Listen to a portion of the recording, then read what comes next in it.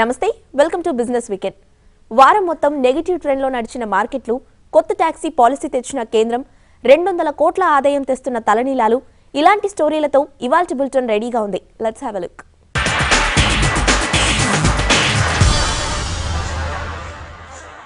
మార్కెట్లో వారం చివరి రోజు స్వల్ప లాభాల్లో ముగిశాయి. ఓవరాల్ గా చూస్తే సెన్సెక్స్ నిఫ్టీలు 1.5% పైగా నష్టపోయాయి.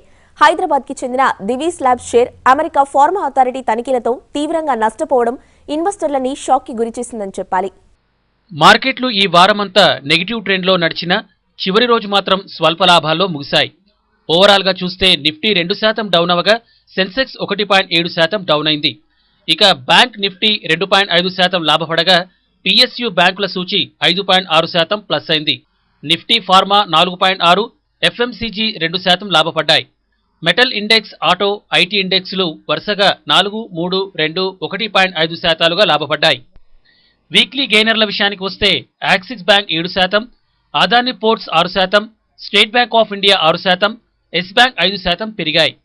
ONGC, Bank of Baroda, GAIL 4% పెరగగా సిప్లా 2% పెరిగింది. ఇక లూజర్లలో BF utilities 29%, Swan energy 25%, Sunil hitech 14% నష్టపోయాయి. దీపక్ ఫర్టిలైజర్స్, ఉజాస్ ఎనర్జీలు కూడా చెరి 14% నష్టపోగా హైదరాబాద్కు చెందిన దివీస్ ల్యాబ్స్ వారం చివరి రోజున దాదాపు 22% నష్టపోయింది. అమెరికాకు చెందిన డ్రగ్ అథారిటీ ఎఫ్డీఏ విశాఖపట్నం ప్లాంట్లో తనిఖీలు నిర్వహించి 483 కన్సర్న్ రైజ్ చేయడంతో ఈ పరిస్థితి తలెత్తింది. కంప్యూటర్ పరికరాలు మెయింటెనెన్స్ పై ప్రమాణాలు పాటించడం లేదని, అలానా రీసెర్చ్ అండ్ డెవలప్మెంట్ ప్లాంట్ వద్ద కూడా నిర్దేశించిన ప్రమాణాలు లేవని ఎఫ్డీఏ స్పష్టం చేసింది. దీంతో స్టాక్ ప్రైస్లో ఒక్కసారిగా పతనం ప్రారంభమైంది. ఇది ఇంట్రాడేలో తీవ్ర ఒడిదుడుకులకు కారణమైంది. రోజు కనిష్టమైన 801 రూపాయలకు పడిపోయింది దివీస్ ల్యాబ్స్ షేర్ ధర. ఆ తర్వాత చివరి అరగంటలో షార్ట్ కవరింగ్తో 861.50 దగ్గర ముగిసింది. సోమవారం నాటి ట్రేడింగ్లో ఈ షేర్ ఎలా స్పందిస్తుంది అనే అంశం ఇన్వెస్టర్లని కలవరపరుస్తోంది. అలానే రీసెర్చ్ అండ్ డెవలప్మెంట్ ప్లాంట్ వద్ద కూడా నిర్దేశించిన ప్రమాణాలు లేవని ఎఫ్డీఏ స్పష్టం చేసింది. స్టార్టప్స్ ఎరగా ఇప్పుడు చెప్తున్నారు. 98% ఫెయిల్ అవుతున్నాయి అంటున్నారు. అయినా స్టార్టప్స్ జోరు మాత్రం తగ్గడం లేదు. సక్సెస్ అయిన 2% కంపెనీల్లో ఒకటి 6 ఏళ్లలోనే 66 దేశాల్లో వేళ్లూనుకుంది. మన దేశంలో అయితే ఏడాది పూర్తి కాకుండానే 7 నగరాల నుంచి 29 నగరాల రోడ్లపై పరుగులు తీస్తుంది. అది ఊబర్. ఎంత పాపులరో అంతగా వివాదాల పాలవుతుంది. 6 ఏళ్ల ఊబర్ టాక్సీల ప్రస్థానంపై ఓ స్టోరీ చూద్దాం. ఈ నెల మొదటి వారంలో యూరప్లో 15 మంది జడ్జీల కమిటీ భేటీ అయ్యింది. అదేదో జాతి సమస్య కోసం కాదు, బ్రిటన్ లాగా ఇంకేదో దేశం ఎగ్జిట్ అవుతుందేమో అనే అంశంపై కానే కాదు. అసలు టాక్సీ ప్రొవైడర్ ఉబెర్ ఓ యాప్లా చూడాలా లేక ట్రాన్స్పోర్ట్ కంపెనీ కింద లెక్కగట్టాలా అని. యూకేలో మరో కోర్టు ఉబెర్తో జట్టు కట్టిన డ్రైవర్లని ఆ సంస్థ ఉద్యోగుల కిందే పరిగణించాలని తీర్పు ఇచ్చింది. ఇది ఆ సంస్థకి షాక్. ఇక తైవాన్ దేశంలోనైతే ఉబెర్ యాప్ని యాప్ సెంటర్ల నుంచి తొలగించాలని అక్కడి ప్రభుత్వం ఆదేశాలనిచ్చింది. ఉబెర్ ఓ యాప్ కాదని, అది ఓ సంస్థగానే చూడాలని దానిపై పన్నులు విధిస్తూ తీర్మానం చేసింది. ఇక మన దేశం విషయానికి వస్తే కేంద్రం త్వరలోనే దీని దూకుడికి కళ్లెం వేసేందుకు ఓ పాలసీనే తీసుకురాబోతోంది. ఉబెర్ పుట్టిన అమెరికాలో కూడా ఈ స్టార్టప్కి వ్యతిరేకంగా అక్కడి డ్రైవర్లు ఆందోళన చేస్తున్నారు. ప్రస్తుతం గంటకి $7.25 ఇస్తుండగా దాన్ని దాదాపు రెట్టింపు అంటే $15 చేయాలని వారంతా కోరుతున్నారు. అలానే తమకి ఉద్యోగుల హోదా కూడా కావాలనేది వారి మరో ప్రధాన డిమాండ్.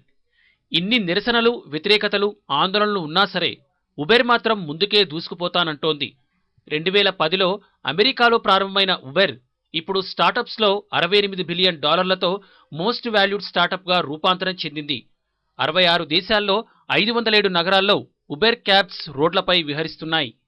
మన దేశం విషయానికి వస్తే గత జనవరిలో ఉబెర్ యాప్కి పనిచేసిన ఉద్యోగులు 40 మంది. 7 నగరాల్లో మాత్రమే ఉబెర్ క్యాబ్స్ తిరిగాయి. కట్ చేసి చూస్తే ఇప్పుడు 29 నగరాల్లో 700 మంది ఉద్యోగులతో దూసుకుపోతోంది. ఇది చాలు ఉబెర్ దూకుడు గురించి చెప్పడానికి. ఈ 700 మంది ఉద్యోగుల్లో 350 మంది హైదరాబాద్ కస్టమర్ కేర్ సెంటర్లో పనిచేస్తున్న వాళ్లే కావడం మరో విశేషం. అమెరికా తర్వాత మన దేశంలోనే ఉబెర్కి 2 లక్షల మంది డ్రైవర్లున్నారు. ఇంత పెద్ద మార్కెట్ ఉన్న మన దేశంతో పాటు ఇతర దేశాల్లో కూడా ఉబెర్కి చాలా సవాళ్లు ఎదురవుతున్నాయి. స్థానికంగా ఉన్న డ్రైవర్లు ఉపాధి కోల్పోతున్నామంటూ అనేక సార్లు రోడ్డెక్కారు. భారత్లో కేరళ ట్రేడ్ యూనియన్ అక్కడి హైకోర్టులో కేసు వేసింది. కోల్కతాలో ట్రాన్స్పోర్ట్ డిపార్ట్మెంట్ ఉబేర్ చట్ట వ్యతిరేకంగా పనిచేస్తుందంటూ కేసు పెట్టింది. ఇక ముంబై హైకోర్టు స్వయంగా ఉబేర్ యాప్స్ చట్టబద్ధతపై ప్రశ్నించింది. ఢిల్లీ ప్రభుత్వం ఉబేర్, ఓలా వంటి ప్రైవేట్ టాక్సీ సంస్థల టారిఫ్లపై ఓ చట్టమే తీసుకురావాలని ప్రయత్నిస్తోంది. ఇంత జరుగుతున్నా ఉబేర్ మాత్రం చలించలేదు సరికదా, ఉబేర్ మోటో పేరుతో బైక్ టాక్సీలను కూడా రోడ్లపైకి తెచ్చేస్తోంది. ఆ సంస్థ ప్రతినిధులు స్వయంగా కేంద్ర రాష్ట్ర ప్రభుత్వాలతో డీల్స్ కుదుర్చుకుంటున్నారు. ఇక్కడే ఓ ఘటన గుర్తుకురాక మానదు. 2 ఏళ్ల క్రితం ఇదే నెలలో అంటే డిసెంబర్ 9, 2014న ఢిల్లీలో ఓ యువతిపై ఉబేర్ డ్రైవర్ ఒకరు అత్యాచారం చేశారు. అప్పట్లో కేంద్ర హోంమంత్రి రాజ్నాథ్ సింగ్ దేశవ్యాప్తంగా ఉబేర్ సర్వీసులపై నిషేధం ప్రకటించారు. అయితే ఇది అప్పటి మాట. ఇప్పుడు కూడా నిరసనలు దృష్టిలో పెట్టుకుని కేంద్రం టాక్సీ పాలసీని ఒకదాన్ని తీసుకొచ్చే ప్రయత్నం చేసింది. టాక్సీ పాలసీ దేశంలో ట్రాఫిక్ సమస్యలు, కాలుష్యానికి చెక్ చెప్పే విధంగా తయారు చేశామని చెప్తోంది కేంద్రం. దాన్ని ఉబేర్ బేషరతుగా స్వాగతించింది కూడా. సర్ప్రైజ్ పేరుతో ఛార్జీల బాదుడు, పీక్ ఆఫ్ పీక్ అంటూ రకరకాల ఛార్జీలు వసూలు చేయరాదనే నిబంధన కూడా టాక్సీ పాలసీలో ఉంది. పారదర్శకతతో పాటు ఆమోదయోగ్యమైన ఒకే రకపు ఛార్జీలు వసూలు చేయాలంటూ ఈ పాలసీ చెప్తోంది. అయితే కస్టమర్లని ఆకర్షించేందుకు డిస్కౌంట్లు ఇవ్వడంలో పోటీ పడే కంపెనీలు ఇప్పుడు ఈ పాలసీతో సర్వీసుపై దృష్టి పెట్టక తప్పదు. మన దేశం వరకు చూస్తే డిమానిటైజేషన్ వచ్చిన తర్వాత డిజిటల్ పేమెంట్లపై త్వరగా స్పందించింది ఉబేర్ టాక్సీనే. పెళ్లిళ్ల సీజన్ కావడంతో వెంటనే ఉబేర్ వెడ్డింగ్ అంటూ ఆన్లైన్ రైడ్స్ ని ప్రారంభించింది. ఉబేర్ దోస్త్, dial an Uber, Uber go అంటూ రకరకాల ఆప్షన్లతో యూజర్ బేస్ పెంచుకునే ట్రయల్స్ చేస్తోంది. రవాణా రంగంలో ఓ రివల్యూషన్ తెచ్చిన ఉబేర్ ఇప్పుడు ప్రభుత్వం తెచ్చిన టాక్సీ పాలసీతో జంక్షన్లో ఉందని చెప్పాలి.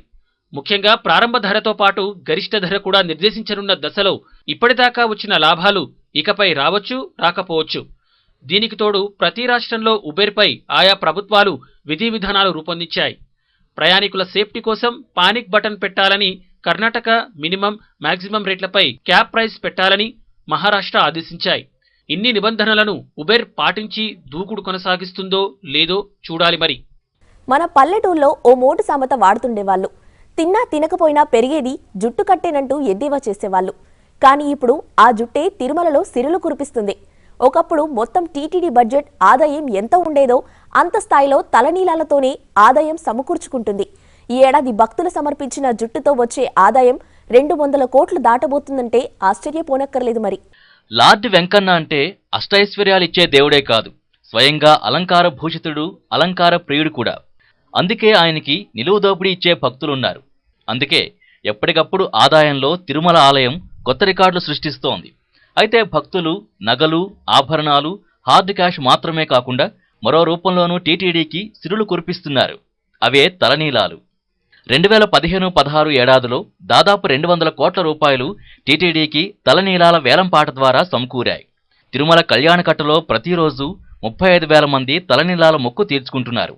పండుగ రోజుల్లో ఈ సంఖ్య 45,000కు చేరుతోంది. ఓవరాల్గా ప్రతి ఏటా 1,20,00,000 మంది స్వామివారికి జుట్టు సమర్పించుకుంటున్నారు. ఇంత భారీగా వస్తున్న జుట్టుని సమర్థవంతంగా సంపదగా మార్చింది మాత్రం ప్రస్తుత ఈవో సాంబశివరావు, జేఈఓ శ్రీనివాసరాజులకే దక్కుతుంది. తిరుమలలో ప్రతి సేవకి క్యూలైన్లో వెళ్లాల్సిందే. అందుకే కళ్యాణకట్టల వద్ద కూడా రద్దీ ఉండడంతో కొంతమంది భక్తులు జుట్టిచ్చేవారు కాదు.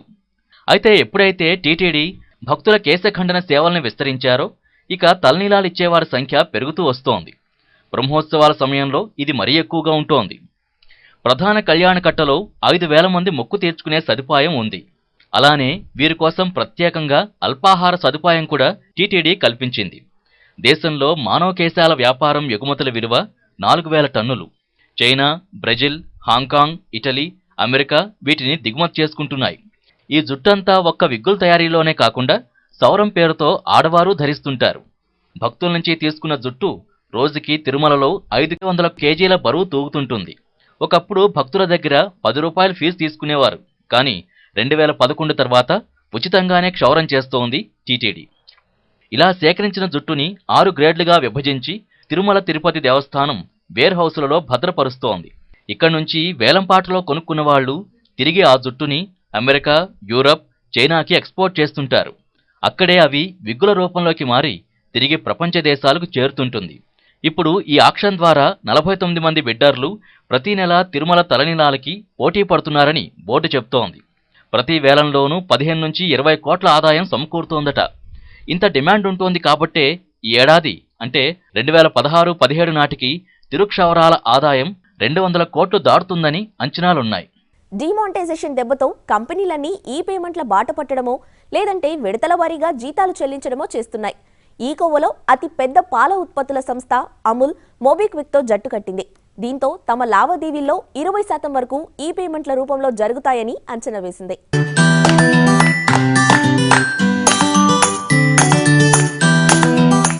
డొమెస్టిక్ మొబైల్ పేమెంట్ ప్లాట్ఫామ్ మోబిక్విక్కి కొత్త క్లయింట్ లభించింది. ఇండియాలోని అతిపెద్ద డైరీ కోఆపరేటివ్ సంస్థ అయిన అమూల్ తమ లావాదేవీలు సులభతరంగా నడిచేందుకు మోబిక్విక్తో జట్టు కట్టింది. తమ కస్టమర్లకి క్యాష్లెస్ పేమెంట్ల దిశగా ఈ డీల్ బాగా ఉపయోగపడుతుందని కంపెనీ భావిస్తోంది. మొత్తం 7,000 అవుట్లెట్లతో పాటు 3 లక్షల మల్టీ బ్రాండ్ అవుట్లెట్లతో రిటైలర్లకి ఈ సేవలు అందనున్నాయి. డిమానిటైజేషన్ తర్వాత మోబిక్విక్ 150,000 రిటైలర్లను తన క్లయింట్లుగా మార్చుకుంది.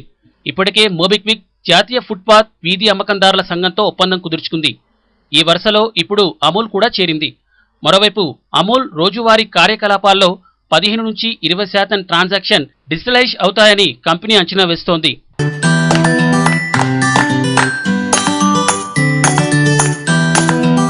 అనతి కాలంలోని బిజినెస్ సర్కిల్ కి దగ్గరైన టీవీ5 మనీ ఇతర అంశాల్లోనూ ప్రేక్షకులను ఆకట్టుకుంటుంది.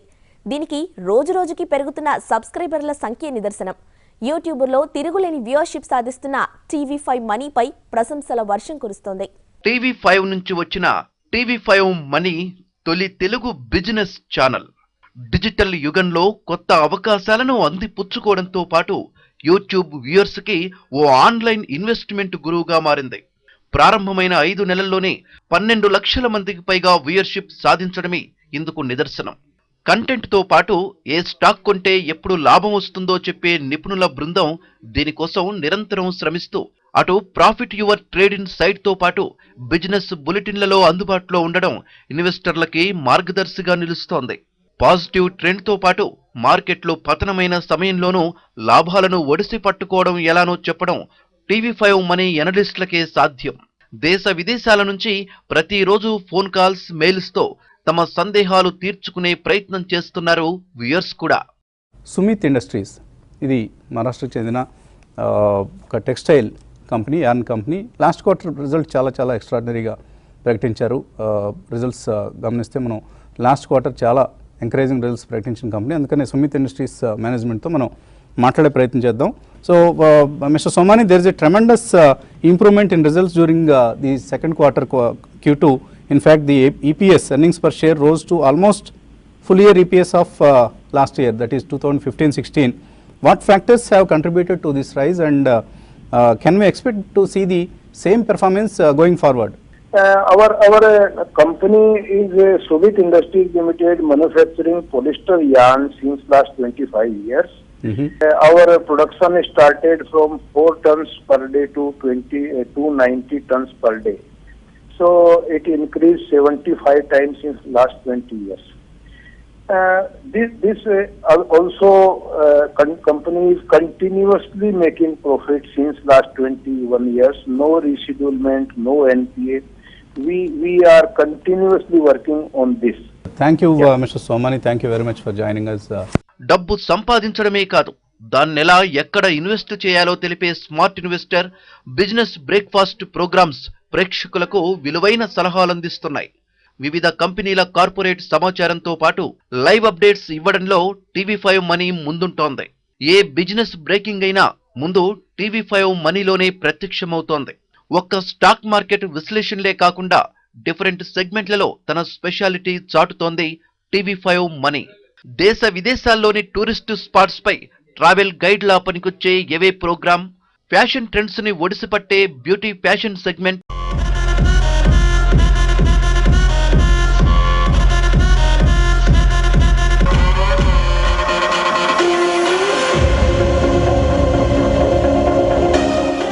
ఫుడ్ లవర్స్ కోరుకునే డిఫరెంట్ డిషెస్ తో variety tasty birds programme, city happenings తో ట్రెండింగ్ హైదరాబాద్ వ్యూయర్స్ ని అలరిస్తున్నాయి. See me in the spotlight, ooh, whatever your style. Show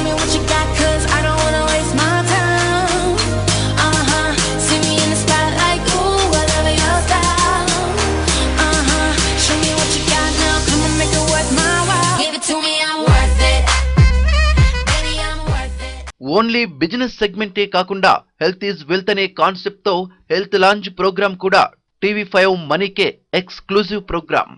బేబీకి ఓన్లీ మిల్క్, మదర్ మిల్క్ మాత్రమే ఇవ్వాలి. కానీ ఏం చేస్తారంటే కొన్ని చోట్ల మదర్ మిల్క్తో పాటు అదే వెరైటీ కూడా ఏదో ఇస్తారనమాట. సో ఇటువంటివన్నీ చేయడం వల్ల ఏంటంటే బేబీకి ఇన్ఫెక్షన్లు రావడము, బేబీకి సరైన ఆక్సిజన్ అంతగా పుట్టిన వెంటనే సరైన కేర్ లేకపోవడం, సరైన NICU కేర్ లేకపోవడము, వీటి వల్ల కూడా బేబీకి డ్యామేజ్ కావడం ఉంటుంది. సో మన డెవలపింగ్ కంట్రీస్లో మేజర్గా ఈ కారణాలు ఎక్కువగా ఉన్నాయి. ఇక రెండో కారణం ఏంటంటే అంటే వెస్ట్రన్లో కావచ్చు జెనెటిక్ కాసెస్ అనేది కూడా అంతే కామన్గా మనం చూస్తుంటాం. ఈ జన్యుపరమైన వాటిల్లో ఏంటంటే వీటిలలో ఎప్పుడేమో అనుకున్నట్లుగా వీటిలో కొన్ని సివియర్ ఉంటాయి, చాలా సివియర్గా ఉంటుంది, ప్రోగ్నోసిస్ చాలా బ్యాడ్గా ఉంటుంది. కొన్ని వాటిల్లో మైల్డ్గా ఉంటుంది అండ్ ప్రోగ్నోసిస్ బెటర్గా ఉంటుంది. సో రెండో గ్రూప్ మీద ఎక్కువ కాన్సన్ట్రేట్ చేయాలి.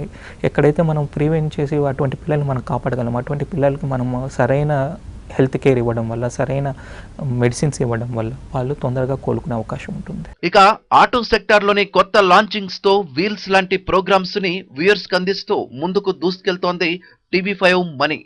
ఇన్ని ప్రత్యేకతలున్నాయి కాబట్టి టీవీ5 మనీ బిజినెస్ ఛానల్స్ లో లీడర్ గా మారింది. ఎప్పుడు ఏ ప్రోగ్రామ్ మిస్ అయినా యూట్యూబ్ లో సబ్స్క్రైబ్ కావడం ద్వారా వాటిని చూసే అవకాశం కూడా టీవీ5 మనీ కల్పిస్తోంది. So don't miss TV five money live on YouTube. Business magazine Forbes top 100 billionaires list announce చేసింది. అందులో సల్మాన్ ఖాన్ ఫస్ట్ ప్లేస్ దక్కించుకోగా షారూక్ సెకండ్ ప్లేస్ లో నిలిచున్నాడు. ఇక ఇదే లిస్ట్ లో ఎక్కువ శాతం స్పోర్ట్స్ పర్సనాలిటీస్, సినిమా రంగం వారిది ఎక్కువగా హవా కనిపించింది. తెలుగు వారు చూస్తే సూపర్ స్టార్ మహేష్ బాబు తన నెంబర్ 1 ప్లేస్ నిలబెట్టుకున్నాడు. ఓవరాల్ గా 33వ స్థానంలో మహేష్ శ్రీమంతుడు అనిపించుకున్నాడు. ఫోర్బ్స్ మ్యాగజైన్ ఈ సంవత్సరానికి టాప్ 100 సెలబ్రిటీల లిస్ట్ అనౌన్స్ చేసింది. Top rank Bollywood hero Salman Khan కి దక్కగా సెకండ్ పొజిషన్లో షారుఖ్ ఉన్నాడు. Telugu cinema super star Mahesh Babu 33వ స్థానంలో ఉండగా అల్లు అర్జున్ 43వ స్థానంతో సరిపెట్టుకున్నాడు. అదే ఫేమ్ ర్యాంక్ పరంగా చూసుకుంటే మాత్రం అల్లు అర్జున్ 59వ స్థానంలో ఉండగా మహేష్ 74వ స్థానంలో ఉన్నారు. ఆ తర్వాత NTR 89, రామ్ చరణ్ 86వ స్థానంలో ఉన్నారు.